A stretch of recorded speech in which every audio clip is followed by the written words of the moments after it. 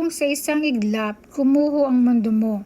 Kapag wala ka ng matakbuhan, saan ka pupunta? May isang babae na dumaan sa pinakamadilim na bahagi ng kanyang buhay. Nawalan siya ng trabaho, pumanaw ang kanyang minamahal na kapatid, at nagkasakit ang kanyang ina. Hanggang sa mabasa niya ang isang verse mula sa Psalms 32 verse 7 at doon nagsimulang magbago ang lahat. Bawat araw ay parang laban na walang katapusan. Ang pagbangon sa umaga ay mabigat dahil alam mo na maraming problema ang kakaharapin mo. Si Mara o maaaring ikaw ay nawalan ng trabaho. Ang sahod na inaasahan mo para sa pamilya ay biglang nawala.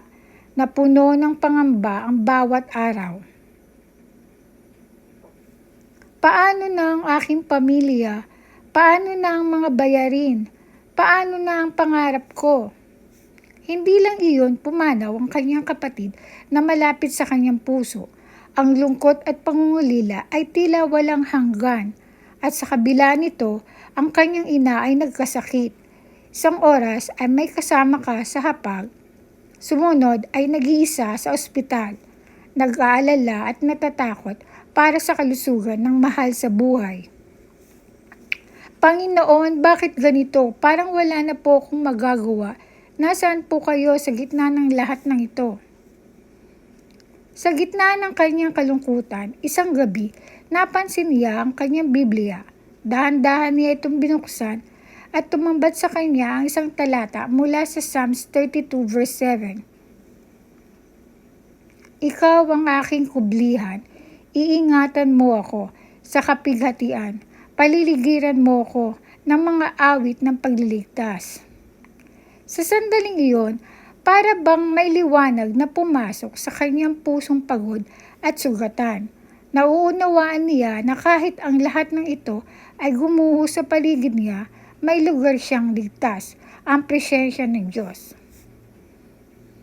Hindi agad nawala ang kanyang mga problema, ang sakit sa puso, ang pagkawala, ang pangamba para sa ina, nananatili.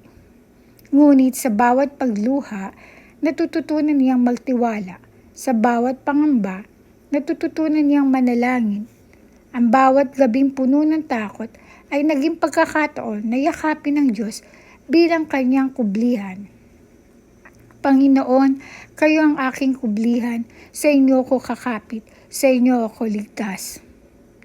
Unti-unting napalitan ng kapayapaan ang kanyang puso, hindi dahil nagbago ang lahat ng nangyari, kundi dahil alam niyang hindi siya nag-iisa.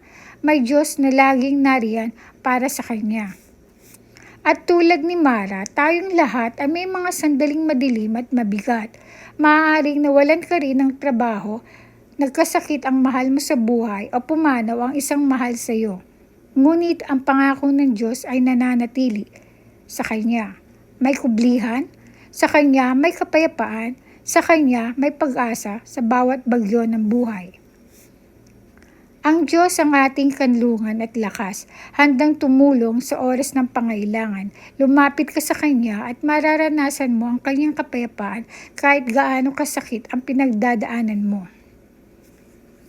Kung nagustuhan mo ang kwentong ito at nais mo pa ng mga inspirational Bible stories, huwag kalimutang mag-subscribe sa aming channel at pindutin ang notification bell para updated ka sa lahat ng bagong videos. Maraming salamat po sa panonood.